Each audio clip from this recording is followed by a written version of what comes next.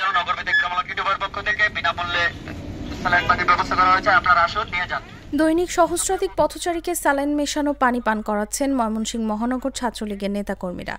সোমবার দুপুরে ময়মনসিংহ নগরীর চরপাড়া মোড়ে গিয়ে ছাত্রলীগ নেতাকর্মীদের পানি পান করাতে দেখা যায়। আয়োজকরা জানান, মহানগর ছাত্রলীগের যুগ্ম আহ্বায়ক ফাহিম ফেরদৌস ফুয়াদের নেতৃত্বে একদল ছাত্রলীগ নেতাকর্মী পথচারীদের স্যালাইন পানি পান করাচ্ছেন। 5 দিন যাবৎ নগরীর চরপাড়া মোড়, টাউন হল মোড়, নগরীর 3টি পয়েন্টে ইলেকট্রোলাইট পানি বিতরণ করা হচ্ছে। মহানগর ছাত্রলীগের কর্মীবৃন্দ যারা আছে তারা পরিচালনা করছে। আজকে নিয়ে আমরা 5 দিনের মতো এই কার্যক্রম পরিচালনা করছি। জনগণের যে পরিমাণ সাড়া পাচ্ছি, এই কাঠফাটা রোদের ভিতরে মানুষ যে পরিমাণ সাড়া দিচ্ছে, সেই সময় আমরা এই চেষ্টা করবো এই কার্যক্রমটা পরবর্তী সময়ে আরো চালিয়ে যাওয়ার জন্য। কারণ এই পরিকল্পনা, এই কাজের মধ্য দিয়ে মানুষের অনেকটাই সহযোগিতা হচ্ছে। এই তীব্র তাপদাহের ভিতরে কিছুটা হলো স্বস্তি ফিরে পাচ্ছে তারা।